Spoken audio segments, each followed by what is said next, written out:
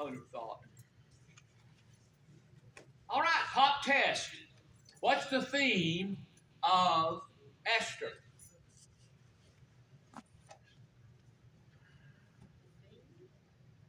God's providence.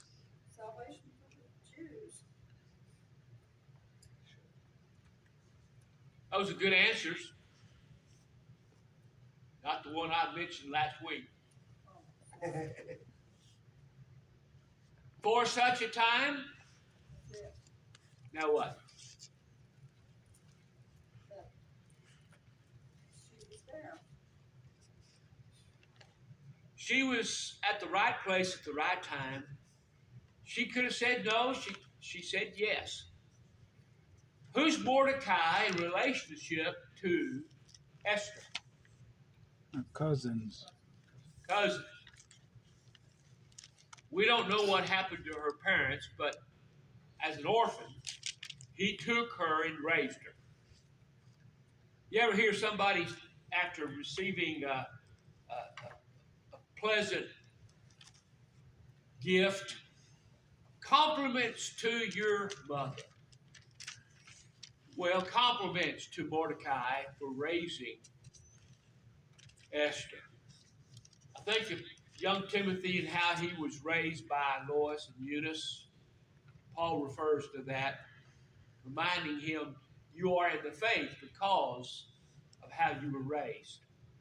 Think about it personally. Why are you where you are at? In your lifetime, have you in any thought, action, resembled Esther? Now, she's going to, at the threat of her life, go to the king, Ahasuerus, speak in behalf of her people. And it's amazing to me that a king over Persia would not know some of these things. He raised Haman up to the position.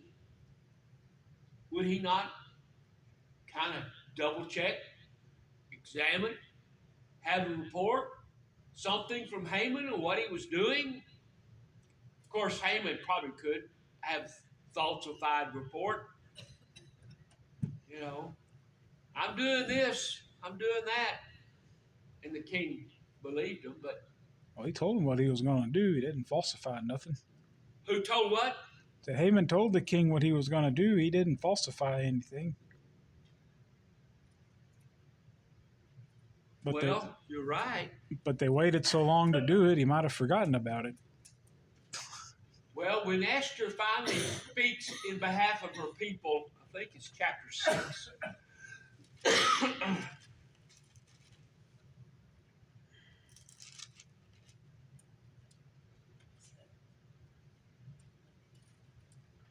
I just read it in chapter 4. It's at the, 7. It's at the second. Don't say 7 o'clock.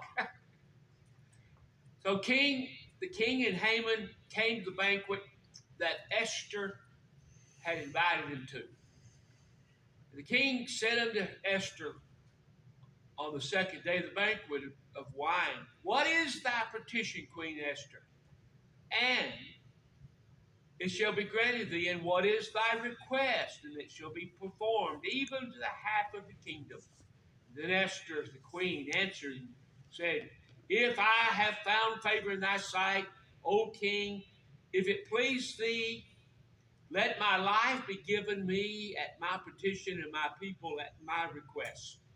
And she goes on to say, now, if we were being sold into slavery and we wasn't going to lose our life, I wouldn't say a word. But she's speaking up in behalf of her people. It's life and death. Mordecai has come to understand, and he tells Esther, you know what Haman has planned for us? All us Jews are going to be murdered. Now, why has Haman connived this plan? Who's he mad at? Mordecai. because all the people bow and give him reverence, but Mordecai, being a good Jew, he can't have any other gods. He's not going to bow before an idol. And any man that demands people to worship him and give him reverence is an idol. And therefore, Mordecai's not going to do it. No. What? So I'm sure that that Mordecai would have shown respect to the leader, to Haman, if he was just a leader of the people. But it was his attitude about it that He showed that to King Ahasuerus, right? yeah. He even, when he found out that the two guards at the gate was going to assassinate the king, he reported it. And King Ahasuerus had those men killed. Well, one night he can't sleep. You ever had one of those nights? Not before I woke up at 1:30, 3:30, something like that. Couldn't go back to sleep. Well, he thought, I might as well use this and I'll read the Chronicles. And he asked his servant, bring the Chronicles. I guess it's a written history of what's going on in the palace, in his kingdom. And, 4 o'clock? Is that what happened to you?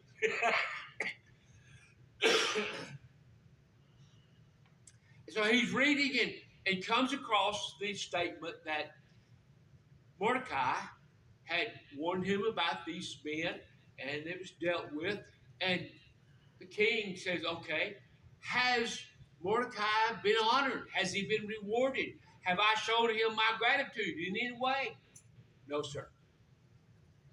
And so he plans to do that. And here's Mordecai coming. And the king asked him, if there's a good man in my kingdom, I want to reward. What? I said, yeah. He told Haman this. What would you have me do? Well, give him some of your royal clothes, bring the horse, and what was the other? Robe. And parade him through the city, honoring him. Well, Haman thought it was going to be for him. Yes! Yeah. What does that say about Haman? Big-head, prideful,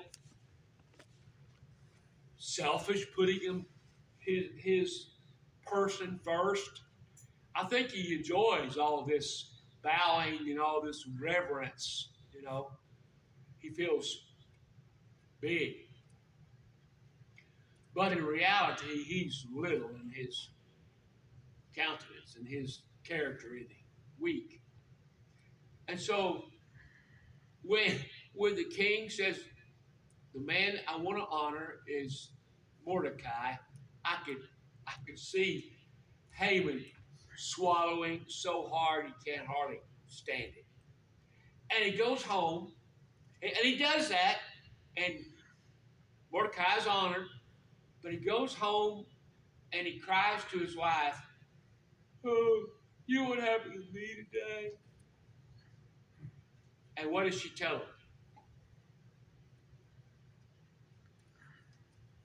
Build a gallows. Prepare for Mordecai's death. Well, we calculated the height of that gallows. It's 50 cubits, 50 times 18 inches. Someone in class at 4 said that's 70 feet. I don't think anywhere in Texas when we had gallows and hung people for stealing a horse, they had a hanging tree, but I don't think any of them was that tall. I think Haman was thinking, well, I'm going to get rid of Mordecai. And I was going to say it a while ago, he's trying to punish all the Israelites, all the Jews that are there that remain from the captivity for one man. because one man didn't bow. He's ready to kill them all, right? Like, that's terrible. And so he's thinking, if I can get Mordecai hung on that tree, everybody's going to see what happens to you if you don't bow and reverence me.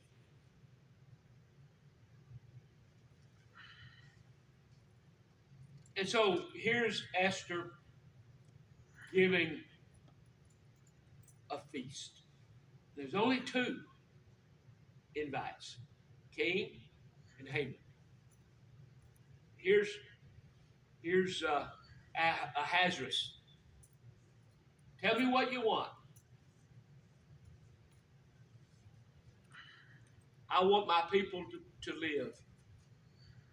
And King Ahasuerus says in verse 5, who is he and where is he that does presume in his heart to do so? And I just kind of chuckle in my mind, ha ha, Haman. You know, the adversary and enemy is the wicked Haman. Then Haman was afraid before the king and the queen. The king, arising from the banquet of wine in his wrath, went into the palace garden, and Haman stood up to make request for his life to Esther, the queen, for he saw that there was evil determined against him by the king. Now, not evil, but just a consequence. And look at verse 10. So they hanged Haman on the gallows that he prepared for Mordecai. Then was the king's wrath pacified. You know, going back and looking at when he asked the king to do that, to make that decree to destroy the Jews, he doesn't mention the Jews by name when he's asking the king. He just says it's a certain people. So, Where's that? Chapter 3, verses 8 and following. The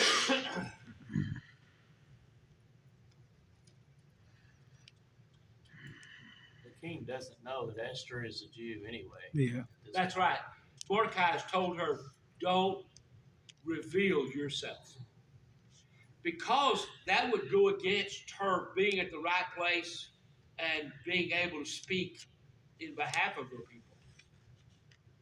If the king knew that she was a Jew, would he have picked her, or would he have done something else? I don't know. But Well, I don't think the king had anything against the Jews. well, there must have not been. When they were taken into captivity, there was probably a slave servant situation go on. But after now they were in Babylon captivity for 70 years.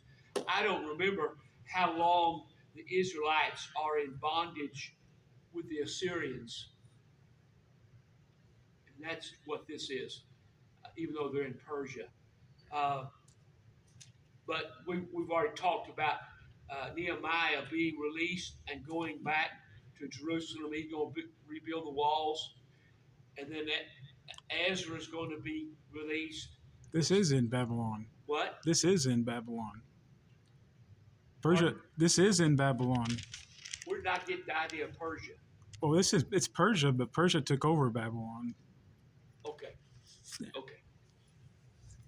So it's One thing to bring out is that it's not just the Jews that were still in captivity that were in trouble, because remember they were not an independent nation; they're still under the authority of the Babylonian Empire. So when the scripture says that Haman wanted to kill the Jews throughout the entire kingdom, that's going to be including the ones that have returned from captivity. Oh, really? Yeah, because that's still under the authority of the king. Otherwise, how was Sanballat and Tobiah able to frustrate their work, because they still had that authority under the king? And how was the king still able to issue those decrees to stop the work? Because they were still under authority. So it was still the territory. Okay. That's something I hadn't thought about. That's true. And they had to go back and look into their records to see if a Persian king actually gave them the authority to rebuild the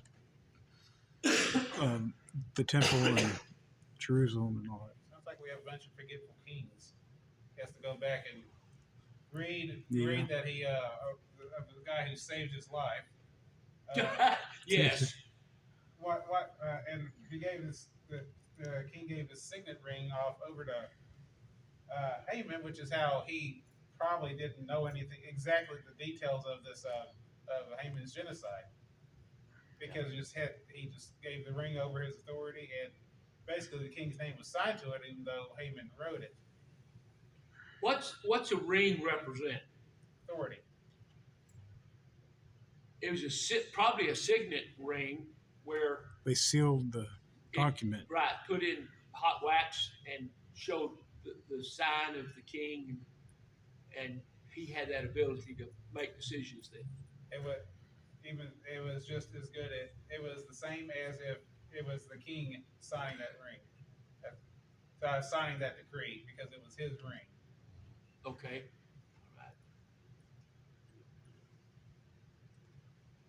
And once it was sealed, it couldn't be overturned.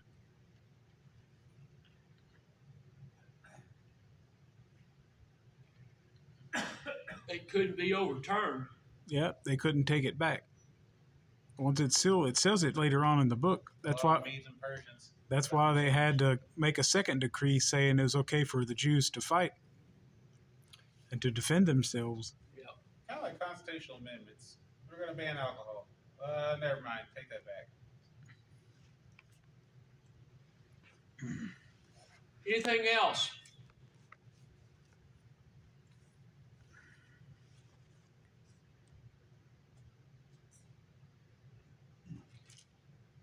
So Haman's dead, and now in chapter 8, Mordecai is advanced and recognized.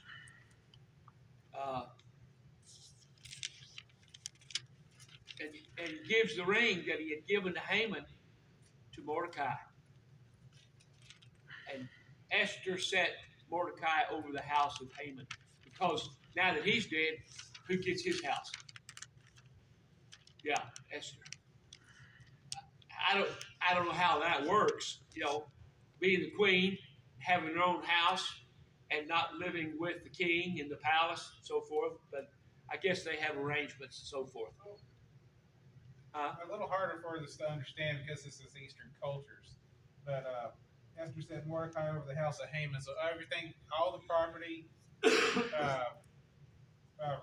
value, the wealth that was Haman's or Haman's house, his servants, all that went to Mordecai. Okay. So it's not just a literal house; it is pretty much everything that he owned.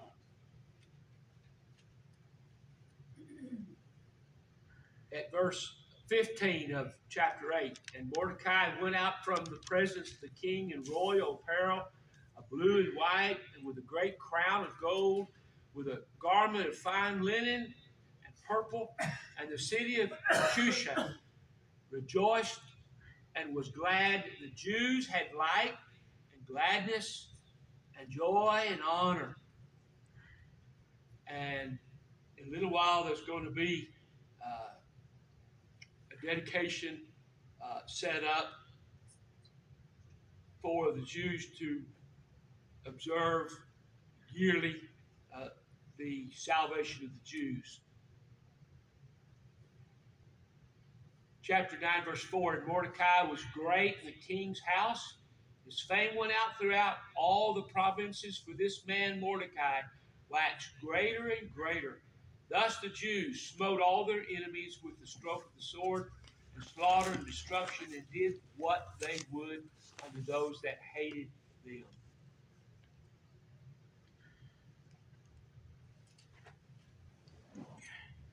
So revenge, salvation, dedication to God. All these things are lessons that we can take from this book of Esther.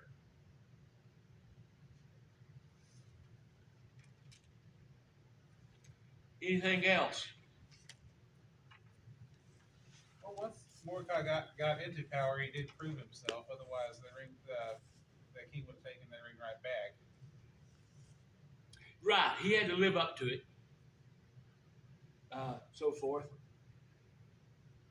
Esther was more than just a pretty face.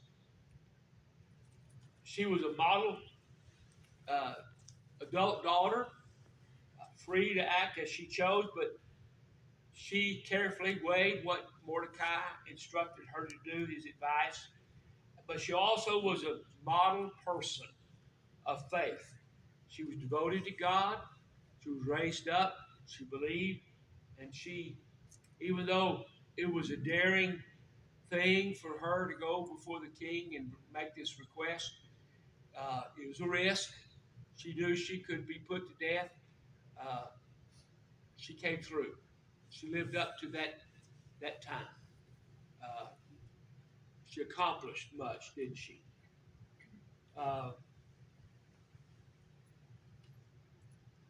Esther proved herself to be a true daughter of Sarah. Sarah, found in Genesis 12, verses 10 through 20. But of all women who are spiritual and faith-based and love God, great beauty on one side, but great virtue on the other.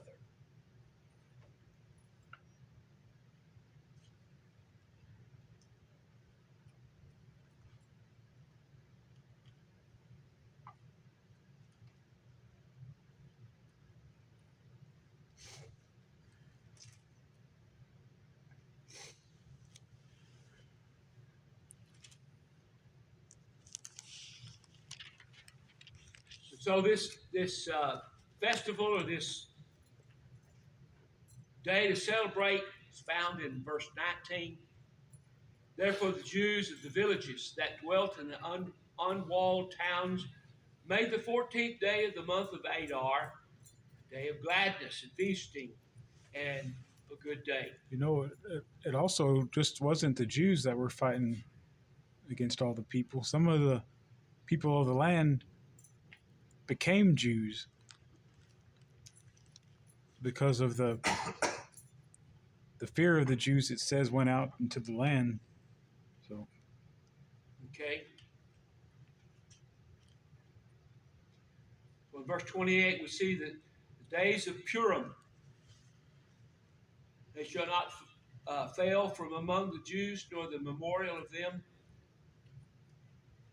perish from their seed. I guess chapter 10 is probably one of the shortest chapters I know of. He laid a tribute upon the land, upon the isles of the sea, and all the acts of his people, of his power, and of his might, and the declaration of greatness of Mordecai, whereunto the king advanced him. Are they not written in the book of the Chronicles of the kings of Media and Persia? For Mordecai the Jew was next unto the king Ahasuerus, great among the Jews, accepted of the multitude of his brethren, seeking the wealth of his people and speaking peace to all his seed. The act of one man, recorded here in the book of Esther, Mordecai and his cousin Esther.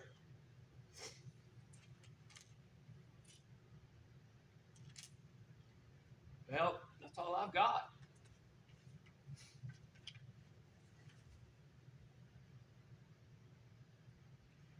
Someone titled this book as a paragon of beauty and virtue.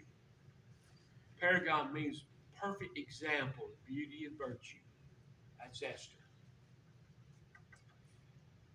we have a challenge of who we are and how we live and how we are involved in other people's lives here in not only this town, but in Texas, United States.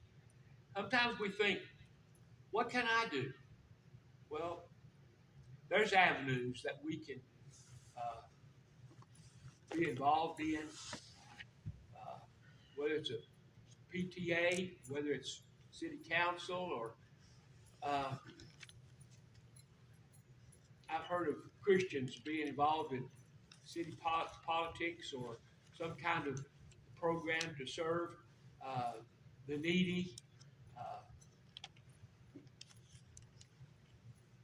it takes effort, but it needs to be us involved, or we become a dark light. Any thoughts or questions? That reminds me of Mothers Against Drunk Driving. You know, you have one mother that goes through losing a child because of a drunk driver, and look at all the things that she's been able to accomplish, you know, and how things have changed so much, you know, and the penalties have changed so much for drunk drivers, Everybody hear that? largely because of her efforts in the start. The lady that started Mothers Against Drunk Driving. Mothers Against Drunk Drivers, she lost a son. Uh, now with the pill of drugs coming from Mexico, that one bad drug that's killing so many people, fentanyl. Yeah. One mother has started a one pill something campaign because her son ordered it off online, and one pill killed him, and probably similar. Guess if we suffer, if we have a situation in our life that causes grief or suffering, then it pushes us to want to not fight back, but hopefully do something of prevention so others don't have to feel the same pain that we do. Maybe even more than that, she changed the culture. Yeah, sure, she got tougher penalties installed, and that was good. But if you know much about our court system, it's very hard to get a drunk driving conviction, especially if your jury is full of people who drink. And you get, especially in the larger counties like Tarrant, I know that you have they will charge you with impeding a roadway instead of drunk driving because they know they can't get that conviction. However, unlike 30, 40 years ago, it is frowned upon in society, and the stigma actually goes against drunk driving, whereas it was either neutral or for, basically for. Like, oh, who cares if you have a beer while you're driving? It's not like that anymore. Well, look at all the laws that used to be against homosexuality, against abortion, against, well, I had another example in my mind, but our society won't hold up to that anymore because of the popularity or the leaves. Yes, marijuana. Yeah, yeah, cannabis. Because activists changed the culture, and it's no longer, the laws might still be on the books in some instances, but they're no longer enforceable because the culture won't stand for it. So where's the breakdown? To me, the point is, if you have enough will and enough drive, you can accomplish a lot more than you think. You know, it could be for good or bad. You know, just in these examples. Exactly. So,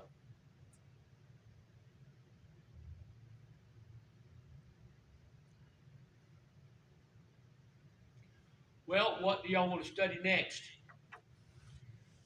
Well, we're going to start a new study on Sunday morning of the Thessalonica epistles. Put a little introduction in my article for Sunday. Supposedly, of all his epistles recorded in the New Testament, First Thessalonians is his first written epistle.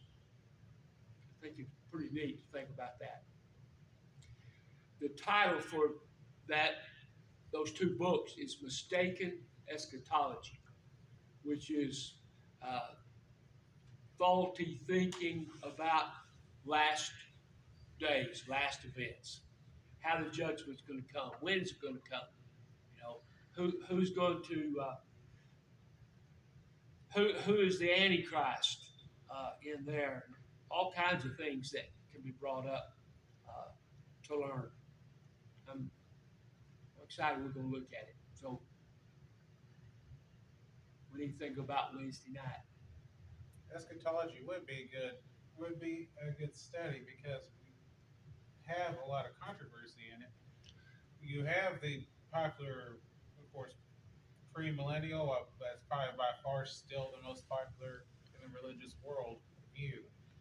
And the thing is that your eschatology will lead you to do something or not do something. For example, a lot of a lot of people think that, well, Jesus is coming any moment now, so what's the point? Why should I push for any kind of change? Because we're just going to be gone in a few years anyway. Uh, but there's also some controversy in the church about what I guess pejoratively called the renovated Earth theory, Oh, yeah. and I'd like to actually hear the arguments, but of course, right now because of the nature or the online culture, it is very hard to get any kind of honest discussion out of it. All I can say is several lectureships have dealt with it in having special lessons on it. Uh, I could tell you some names that are believing and practicing or promoting it in the brotherhood, but uh,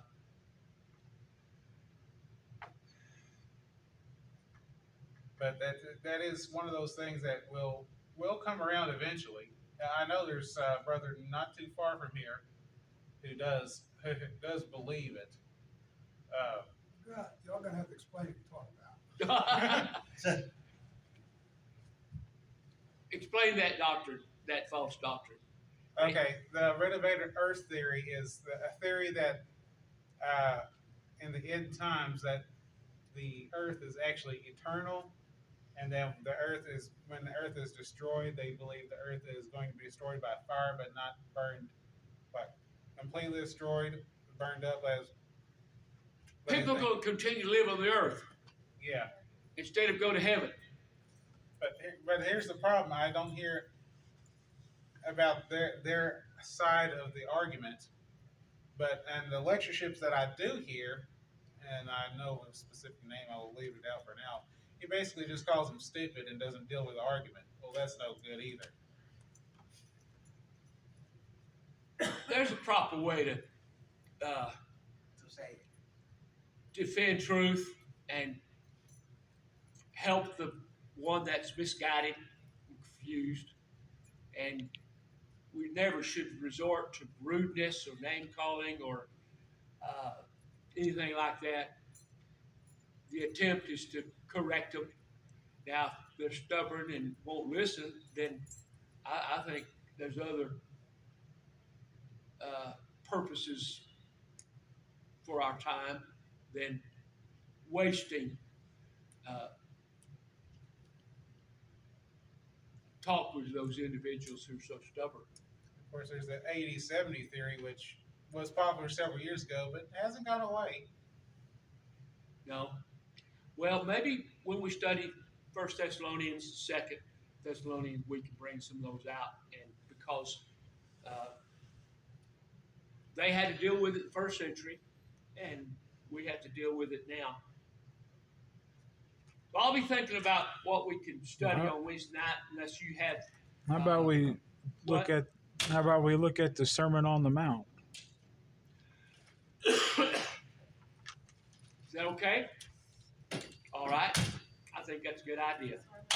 Matthew 5, 6, and 7. Sermon on the Mount. We'll talk about the Beatitudes first. Well, close enough.